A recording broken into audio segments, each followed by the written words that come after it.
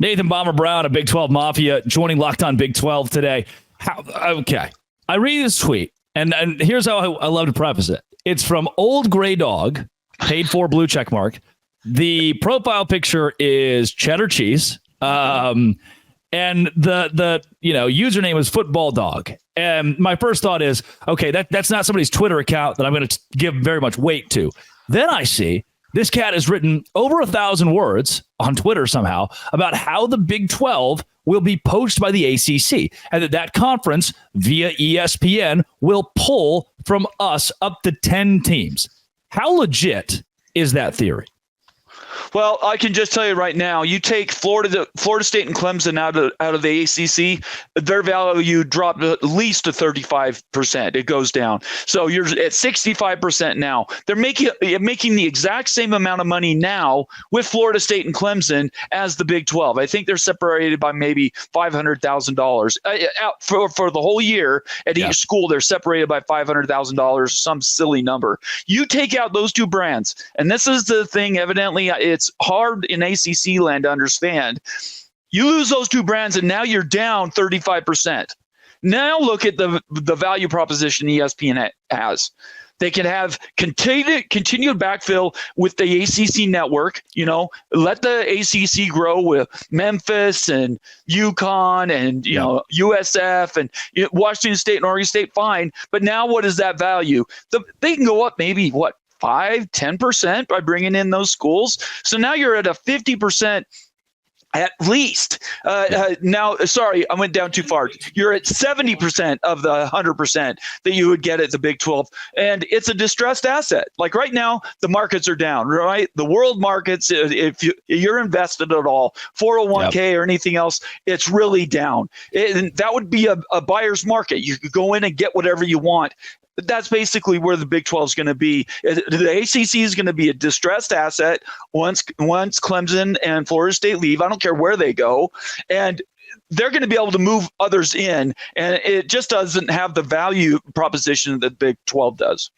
The ACC Network deal, that was a crux of the tweet, talking about how ESPN wouldn't give up on that, and how it brings in money because it's subscription based, and with that Big 12 media deal and ESPN not having a Big 12 centric channel, I don't know if that pushes the needle for me. I'm not sure if I could grasp the ACC Network being something that is the reason that conference stays alive, at least how it looks today. No, because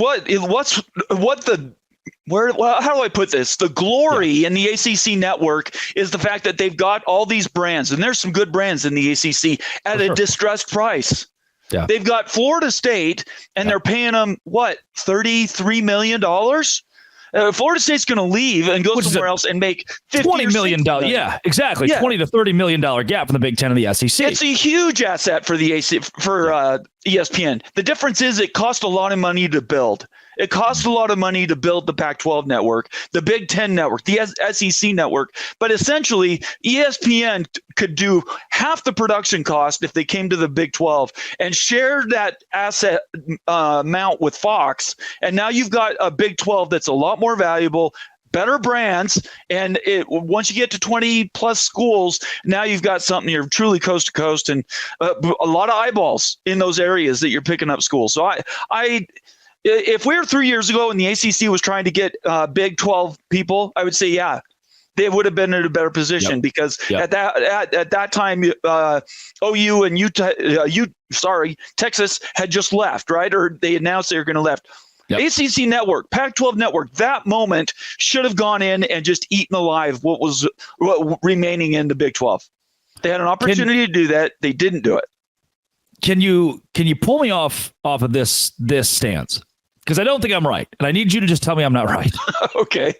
There was the moment last summer where George Kliavkov says, we haven't decided if we're shopping in the Big 12 yet. And within like a month, his conference is done. Does this mirror that at all? Do you get Kliavkov vibes from Jim Phillips? Do you feel as though there's still this cocky aura out of the ACC that eventually leads to their downfall? Yeah, because they're talking bad about Florida State. Yep.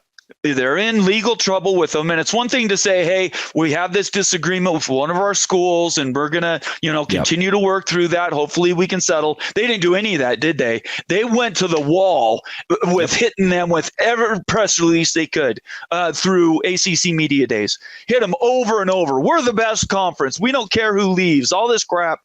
And what does that do? If you're an investor, and let's just talk about private equity, if you could put money into two different entities, where would it go? The Brett Yormark led Big 12, who's dreaming big, wants to be the best conference, or the ACC that says we're the best and please respect us? That's it. To me, it's not even a choice.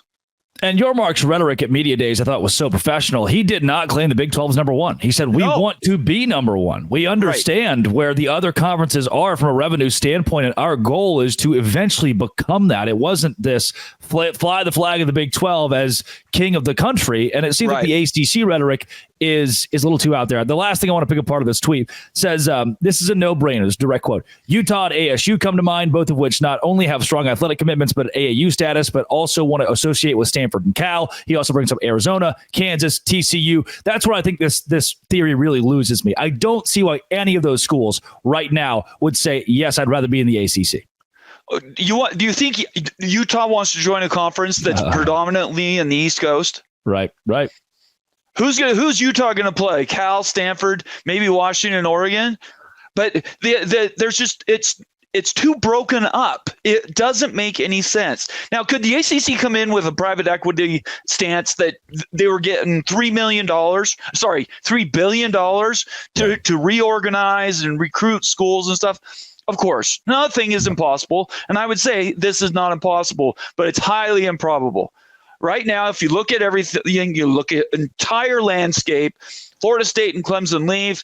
The ACC's distressed. Schools want to get out of that distress, and they want to go to a conference that's not only stable, but has this huge potential.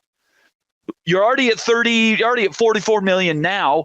Where would you be if we bring in Louisville? You bring in any of the schools from the ACC that are really the brands, right? Florida State and Clemson. Yeah, we're not probably talking about them, but Pitt is on that list. Virginia Tech's on that list. North Carolina State's on that list. I mean, the sky's the limit. Coming up, let's talk football. It's coming up. Sure. Preseason Top 5 is right here, right now on Locked On Big 12, part of the Locked On Podcast Network, your team every day. Today's show is brought to you by eBay Motors. I have a 2016 Nissan Maxima that's white with Arkansas plates sitting outside of my house right now. And guess what? We're in the middle of Savannah, Georgia, August, and there's a hurricane that causes flooding and tornadoes. A little three things coming at you. So as the water is filling up my car, I was like, eBay Motors, hey, passion, drive, and patience. That's the formula for winning championships. Can you give me some new upholstery for my seats? They're like, dude, we have superchargers, roof racks, exhaust kits, LED headlights, and upholstery. Whether you're into speed, power, or style, eBay Motors has 122 million parts for your number one ride or die. You'll always find exactly what you're looking for. With eBay Guaranteed Fit, it's guaranteed to fit. Keep your ride or die alive. ebaymotors.com. Eligible items only. Exclusions apply. eBay Guaranteed Fit only available to U.S. customers. That is ebaymotors.com.